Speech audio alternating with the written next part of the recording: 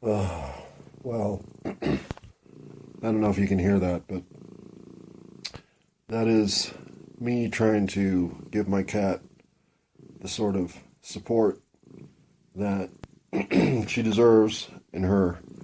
Well, it's not her last night because I didn't make the appointment tomorrow, and now it's after 5 o'clock, so there's no making more appointments. In fact, you got to make that appointment before 1:30. Right, Kitty? No, we don't want to think about that. So, why am I signing on when I should be giving my cat the love that I said I was going to give her? Well, I thought if this is one of her last true loving moments with the universe, that it should be documented. And since looking down at that wound, you can tell that she's getting worse by the day, well, this may be my last chance. And with that uplifting note, pause. All right, all right, all right. You know what it's like to have a pussycat in your lap who's just purring away? It's one of life's best connections. When people think animals don't know the width and depth of feeling, they are wrong. They are wrong in every measure. In fact, if you're like, has everyone ever in existence at some point had to be an animal on Earth? Or a rock? Maybe. Now, I know that sounds like I'm crazy. Really. Sounds like I'm fucking nuts. But your soul energy, depending on your performance here, can fall as far down as having recycled through as granite. And that's not always a down cycle. That's actually at times an up cycle. There are way ancient permutations of granite that I don't understand whatsoever.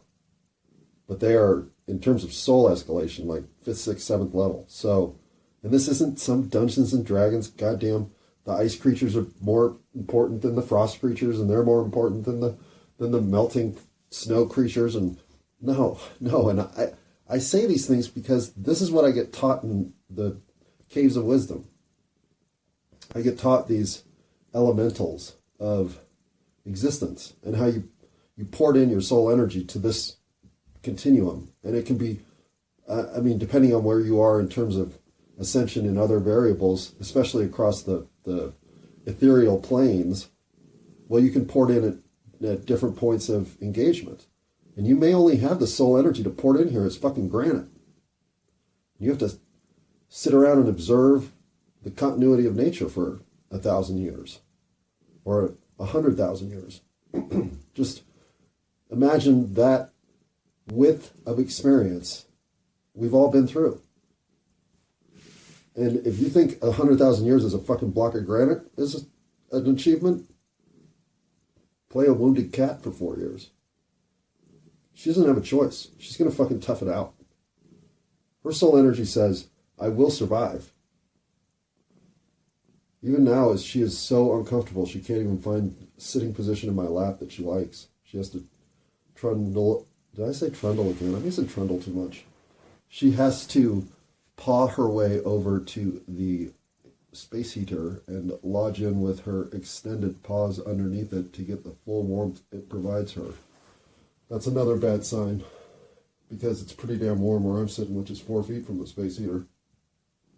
So if she's suffering to this level, this could be the night she does suffer the final end. Ah, man, this is, at 4:20, I think I should go get a bong hit here. Pause. All right. We've ended with oh no, we went with the fucking best stuff. That's right, the pressed rosin sour lime pie. Oh yeah, let's be high. Kitty's still over there by the heater, so I think now's as good a time as anything to throw a recording at you because her purring hasn't stopped. And that's all I wanted to accommodate, was a cat having at least one happy, content moment of life on a day when it seems like all other vectors are pointed, well, toward the ethereal. She ate very heartily about 4 hours ago, like very heartily, to the point I thought, well, if you're that hungry, fucking A. But, like I said, 9 lives, cliches, cats, perfect. And in that sensibility, I just sit here and act as a witness. But if she takes a turn for the south again tomorrow or the next day, then appointment we will make, because her pain level can't possibly get any worse. So those are the boundaries on which I'm trying to exist with my cat. She's going to use the litter box. She's going to use the litter box. That's fucking great, because that's not always the case. So we got to give her good kitty for that stuff. But other than that, not a whole lot to report on the frontier of the home. And since the weather's going to get cold as fuck here on Sunday, Monday, well, I better address my heating situation now. So that's what's really on my mind when it comes to the home, is winter is coming. Winter is coming. Oh my God, I'm going to watch Game of Thrones. And no, I'm not. No, I'm not. No, I'm not. I've given up. I gave up on season 5, and I'm done. Wait, did I make it through 6? I might have made it through 6, begrudgingly. But I'm pretty sure I quit in 6. But, so I've quit. No more Game of Thrones. Did you make it through GOT? Did you? I doubt it. Well, no, I don't doubt it, because some of you did, but I don't know. There was only so much of that shit I could take. Pause. Which, again, makes me wonder if I don't think Deadwood is the greatest television of all time. Deadwood has 3 terrific seasons of TV with no closure, which is hard to elevate to the best TV of all time, because The Wire has closure. But The Wire has more weaknesses than I realize. I guess when you compare The Wire, Breaking Bad, and Deadwood to each other, they can all claim best of all time based on certain elements. And I don't know what's happened basically since 2015, or 2012 even. I just haven't watched a lot of TV lately. But back in the 90s and the aughts, when you got through The Wire and you got through Breaking Bad and you got through, well, even The Shield. The Shield was the first really, and you knew you were watching just Jack Bauer on steroids, but it was high adrenaline television like it had never been filmed before or shown. And what's his name, Chiklis, was perfect for the fucking role. And you started to realize that they were taking cinematic and storyline initiative in the TV universe to a new level, which just exploded after that. And so I hate to not recognize the Shield's influence on everything that came next that is high potency TV. And with narrative stories, things like the two guys, Nip Tuck, shows like that were, again, moving the cultural needle while other shows were moving the what could potentially make it to the small screen needle. And once those started getting creative input from geniuses, creative input from people who were transferring the medium to what it is now, well, there was a lot of plateau hopping on the way. And some of it was just like, wow, all right, fuck yeah, I want to watch next week. Let's watch it right now. Binge television didn't start with Netflix, that's for fucking sure. Pause. Okay, so I still have to work out. I don't know what I hit the pause button on, so it's been like 3 minutes because I'm making myself a peanut butter and honey and cinnamon sandwich, which, if you've never committed yourself to the greatest sandwich of all time, well, shame on you, but do try this combination at some point in the wintry months. I find it the perfect sandwich year-round. I take the cinnamon out of it when it's not holiday season. But when it is, it's a nice little snappy addition to what is an otherwise, I could eat this bean burrito with rice and yogurt and cereal as my, kitty, okay? As my meal for the rest of eternity. Breakfast, lunch, and dinner. But why are you eating with me? You don't want to do this, pause. Okay. Well, I'm not going to talk about my mouthful. Hold on. Okay, well, Feminist Minimus is on her way over us. She's currently sitting at my knee while she's standing there. Oh, she's now done a U-turn back to the eater. I thought she was coming to nestle in the lap region, but maybe the talking makes her think, not now. You're too animated when you speak. I don't want you to sit there and ignore me. All right. Pause. One of the reasons I was going to spend some time recording is because I do owe my 24.5-minute routine on the Nordic track, which I can't avoid today. It's definitely the day I have to do it. And so nothing says exercise avoidance like hitting the old record button, even the pause button sometimes. Okay, well, believe it or not, I have this huge notebook full of shit. And then I've also got this spiral notebook full of sporadic notes, which is at least 20 pages deep. And it's got various notes peppered in through the middle here too. But I got a whole bunch of disorganized shit in my house. And when it comes to my intellectual disorganization, it's actually clustered all around these notebooks. And that and my whatever daily interactions. So what I need to do is get through these notebooks. Ooh, don't knock my keys off. Ah, damn it. Oh, that too? Man, I'm clumsy right now. But I am left-handed, to be fair. Isn't handedness an interesting thing? To me, it's like, why aren't we all fucking ambidextrous?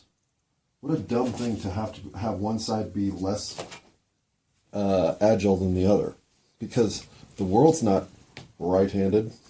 Well, it is because we built it that way. Because us right-handeders are fucking assholes. Let's see. In this first page, I have at Sprouts something. Charlie called out the same. Oh yeah. All right. I do think I have this super physical talent, and it's the dumbest one you could possibly have.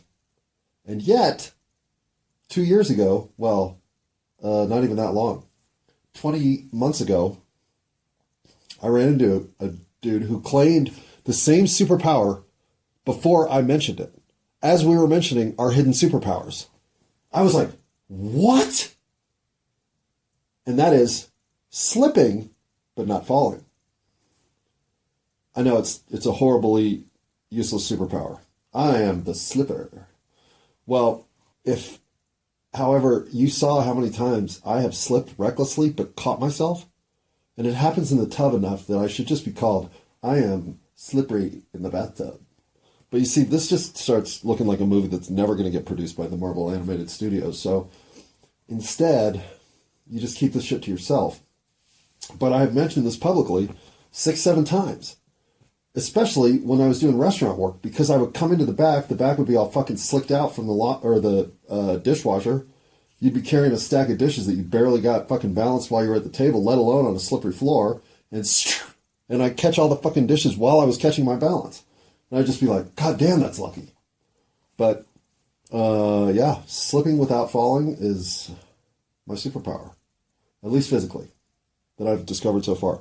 That and maybe the thing with the ESP and connecting to people in their dreams, but that's just God. Connecting to people in my dreams is what I meant.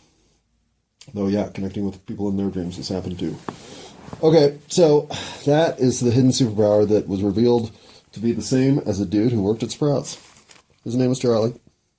He's also the guy that well, I'm not going to besmirch Charlie. We went to high school.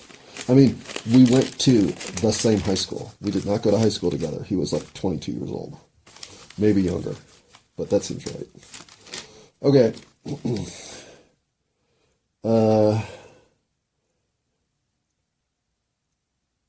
Yeah. So I was shocked that I thought I was by far the only person who had that gift. I was stunned that's what he said. And by saying it second, of course, it's like, oh, come on, dude. But that seriously is my secret superpower. Home Depot disappointment face. I was trying to, there's nothing there. I can't go there anymore. Could I have gotten married? Yeah, about 6 different times. there were 6 women who I was legitimately considering, should I ask them if they want to get married, for at least over a month, which is a question that took about a year or two. Well, not two.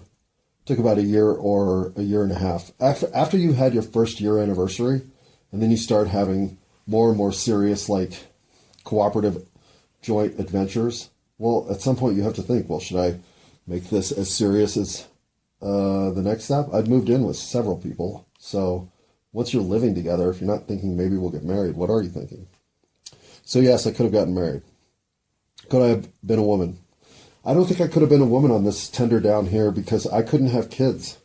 I'm not allowed to have kids. If I'd have been a woman, there's no chance I get out of here without popping out a baby or two.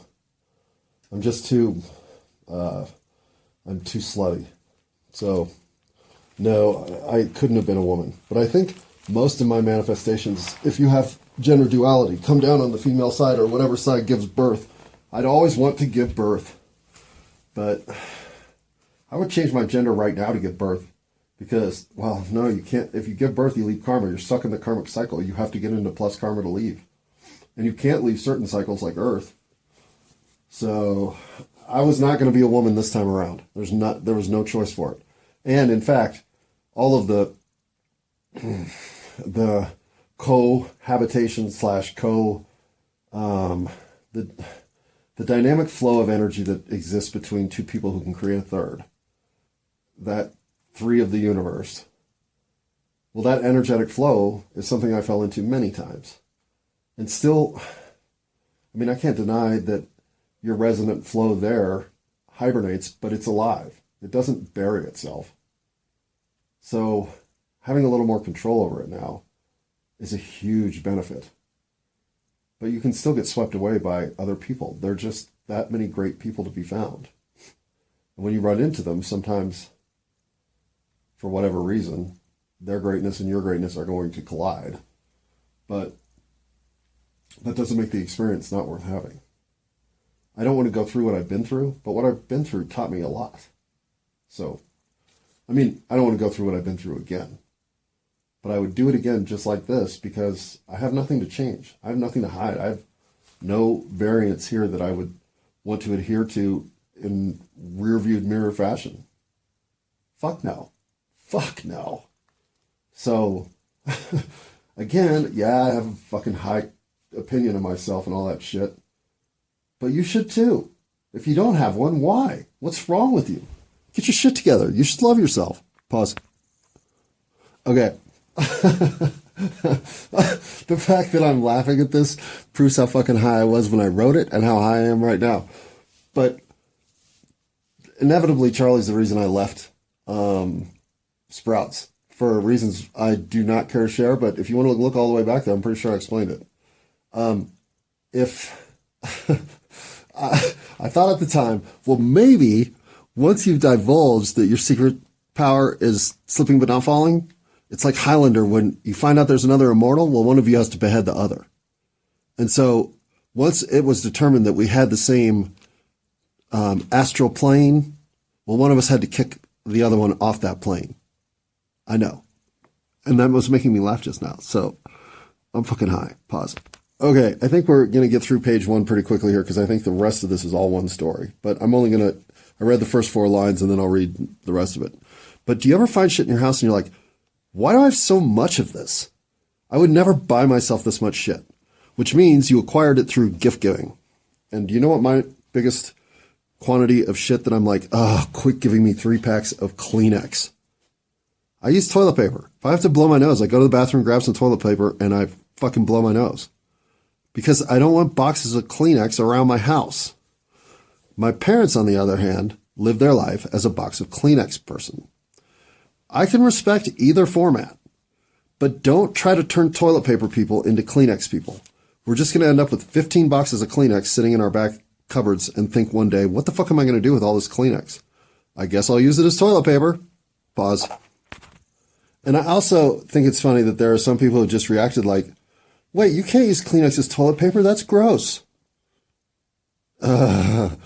Oh, you're so disappointing as humans. Oh, and if somehow you can't manage to wipe your bunghole without throwing a finger up there by using toilet paper, and Kleenex is an alternative that ends up with your bunghole getting penetrated by your fingers. I mean, if you don't have the dexterity to use Kleenex to wipe your ass, you should really think about your technique. Honestly, or what you're eating. Either way, pause. Oh, and when I say my life has been overrun with boxes of Kleenex, part of that's because I found a 3-pack of unopened Kleenex in the desk drawer, deep desk drawer of the desk I moved into my garage like 5 years ago. So even then, I was like hoarding Kleenex in stupid spots. How much Kleenex do I fucking need? Pause. Okay, I have pain tolerance and crazy feminist bitch, the whole fucking feminist. Why I'm an angry feminist. Okay, I've said that before, so I don't think I need to rehash that one. But when it comes to pain tolerance, I really do wonder what the variance in pain tolerance from human to human is, which has got to be pretty severe, I would think. Like, some of us, we get, a thorn penetrates our fingertip, and we've got to sit down for an hour and a half. Other people don't even notice that shit and work inside of, the thorniest of situations with no gloves whatsoever and manage to do it with nothing but building the toughness of their hands to the point that you think, wow, am I shaking leather or am I shaking a human? And while my hands aren't in that shape, my feet are. And I do all sorts of things outside barefoot just to build the toughness of my feet. Oh God, my cat's barfing in the litter box. Oh, that's great. Oh. Pause. I mean, I absolutely have to applaud her place of location choice, but oh my God. Okay, well, clean that up, and she's now in the back corner of the closet, kind of in the hidden space in the bedroom. I don't know, that wasn't a good sign at all. That was anyway, instead of this becoming the Mutual of Omaha Nature Hour, oh, she's getting back in the litter box now. Well, at least now she can do her business without. Okay, pause. Anyhow, back to pain tolerance, of which my cat would have to have by far the biggest, highest mark in that category, maybe in my life. I've seen her endure pain at a level that I don't think I can think of too many other creatures who have gone that far. So she's number one in some categories that I give a lot of credibility to. Your constitution, your ability to power through in spite of whatever damage you happen to be taking, that to me is the sign of true willpower. So go, kitty, go. But, like I said, that may be the last chance I get to give her that compliment, so let's be real. But if her pain tolerance is the highest, I don't think mine's far behind. I've broken bones without knowing it until I get huge inflammation, and then I go and find out through the x-rays I'm, in fact, experiencing a second broken bone. That's happened twice. I've had I had a massive cut on my shoulder my freshman year of college that bled out so much that it consumed an entire bath towel in blood. I almost passed out in the waiting room. I can remember getting dizzy as I was trying to walk my way from the sign-in desk over to the first row of chairs, but I didn't ever faint. So I kept, and I probably lost, well, I don't know. The doctor said, judging by the towel, that I really probably needed to stay for a blood transfusion, but so long as all I was doing was going home and getting some sleep and a whole bunch of fruit juice while I was sitting there, that he thought I'd probably be fine. I had my girlfriend with me, and she was going to take good care of me, yada, yada. And I don't think they wanted me to stay there because I think that meant I had to be there overnight, and that's way more money. So with all that in mind, I've always thought my pain tolerance is pretty fucking high. And the reason I bring that one up is because I knew I'd cut myself, but I didn't know how bad it was until I turned around and asked my girlfriend, hey, I think I might have actually, I have blood dripping down my elbow. So I knew I was bleeding, and I didn't know how badly. So I turned my shoulder to her and said, hey, I think I just hurt myself. I had just broken a mirror in my bedroom closet, much in the same scenario that the cat is hiding in the closet currently. I was in that exact same spot. But when the mirror hit my shoulder, it bounced off my shoulder, so I didn't really feel the amount of penetration. And when I turned to her, and because it was in the back of my shoulder, to have her see it, she fainted. And I thought, uh-oh. And by the time I got into the hall door to open it, the blood was no longer dripping down my shoulder. It was coming down like a trickle, like a flow. And I thought, well, that can't be good. So the next person I turned to was my resident advisor, and she fainted. So that's when the dude across the hall threw a towel over my shoulder and said, you got to get to the hospital. And I only needed 14 stitches, so it wasn't even that bad a cut. I had just cut like a primary shoulder vein, and it was pulsing blood. So, again, that may be the kind of injury that is not painful. But I've been through enough things where they're like, why didn't you come to the hospital the day of the event? Well, it didn't hurt that much. I mean, I've certainly had worse pain when I wasn't here. So when I put down pain tolerance, I wonder if there is the kind of variance between someone like me who thinks, wait, why can't you play through the pain? And somebody whose pain tolerance is completely different. That level of variance between us keeps me humble, because I can never, ever, ever, ever, ever, ever know what your pain tolerance is. So if in some way I'm crossing that bridge and leaving in my wake some level of tolerance that now you have to minimize, combat, tolerate, whatever, well, how am I justified? I'm not. We're all different. We're all doing this ride slightly differently. And we're all doing it very similarly. And the overlap's what makes it great. But you got to respect the variance. And if there's variance that's severe between you and another, that doesn't make what the other person's doing wrong. They're just doing it their way. So, why was I an angry feminist? Quickly, because I qualified for women's studies credits at my university by coincidence, because the year that I started getting creditable class designation in my own major was my junior year. But senior year, they cross-indexed several of the classes I'd already completed as women's studies credit classes. And then because of the classes I was taking both my senior first and second semester, I qualified for a minor. But when I took the classes as a junior, they weren't designated as women's studies classes. They were designated as philosophy classes. They were cross-indexed the very next year. So my argument was, are you saying that I had an opportunity to take the women's studies class that's being offered now this year again and get the credit? I will happily take the final with all the people that are currently taking the final. And they told me no. So I had a legitimate complaint, but I didn't push it through. I just graduated as a philosophy major. And I think the reason they were embarrassed that I qualified, because I'd be the first male to come through the program with credit. No other person qualified. There were women who were going to graduate as women's studies majors, but I was to be the very first. I would have been the very first credit as a minor in the system. The majors weren't even going to graduate till the next year. It was a brand new major. So I am an angry feminist. Pause. Okay. And can I still call myself a feminist? No. But this is recent, and here's why.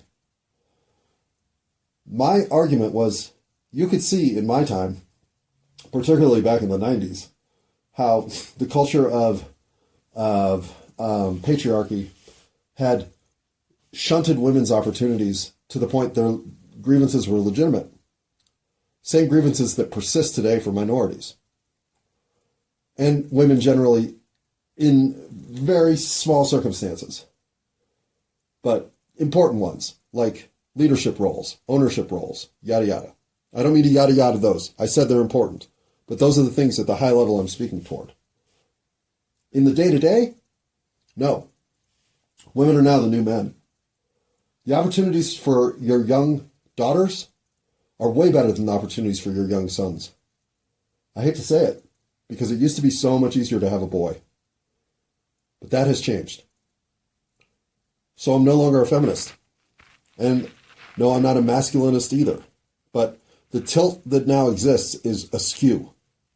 It isn't a re-leveling that needs to happen. There's an entire rotational gap that has occurred that I'm not sure how we're going to close. And men are the ones for whom that gap is increasing and causing them to fall further behind. So I'm no longer a feminist, but I'm still angry.